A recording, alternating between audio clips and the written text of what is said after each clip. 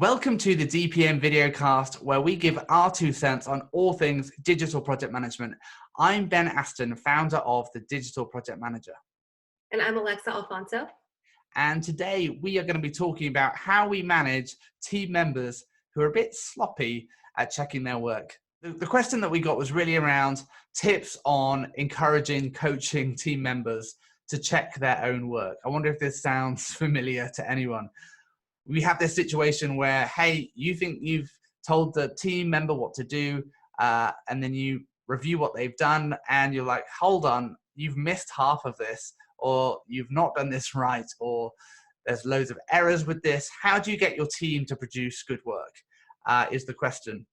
Some people do a great job, some people struggle. Alexa, how do you get your team to produce good stuff? Any ideas on that? Yeah, that's a good question. I've in the past really tried to highlight when people do things well. Like we siphon off part of maybe our retrospective to do high fives or shout outs. And so not to make it super fluffy, but really recognizing when people do good work and making an example out of that, hopefully encouraging other people to step up. And again, going back to these soft skills, these empathetic skills, if those things continually happen where someone on the team may not be delivering what you expect or not at all, sit down and have a chat with them and get to know the core reasons why. There could be a lot more underneath the surface. So again, instead of ignoring it and hoping it gets better or kind of exploding on it and making it worse, I like to go kind of person to person and try to understand what we can do to help, because it's usually a function of a lot of different things. So between those two strategies, kind of highlighting when things go well and then talking about when things don't on an individual level, that's kind of helped. But sometimes there's people that just aren't the right fit for a project. I'll be honest, like we've had to reorganize some teams in the past where we just weren't seeing the things that we needed to see.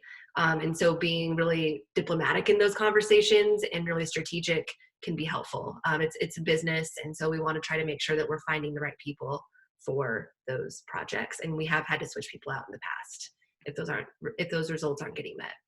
Yeah.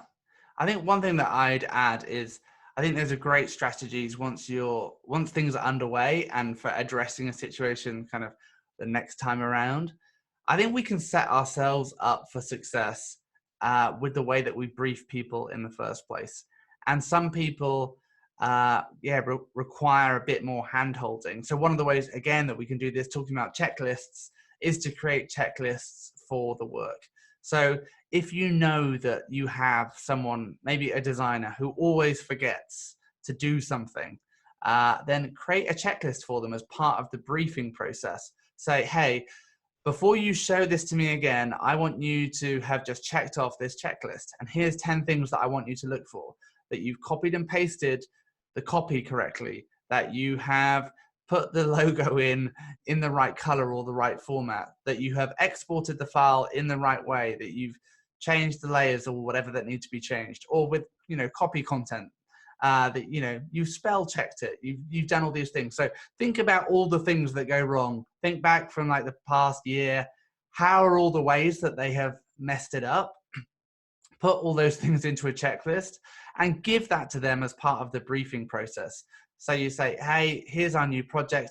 Before you show it to me, please make sure that you check it. And I think that the danger can be when we say, yeah, just check it, but we don't give them any parameters on which to check it by. So give them a checklist and ask them to kind of check it off themselves before they share it with you. And I think the briefing process as well, I mean, a checklist is a great part of the brief, but setting people up for success as well, I think, is really important. So thinking about, okay, as I'm briefing the person, do they fully understand what I'm asking for? Getting them to play it back to you. And I think this is why if we can brief as a conversation rather than just sending someone a Slack message or a quick email. Often, I think the reason that we get bad work is because we haven't briefed it properly. So think about, okay, how can I brief this more concretely? How can we align on expectations after I presented the brief to this person? Get them to play back what they've just heard.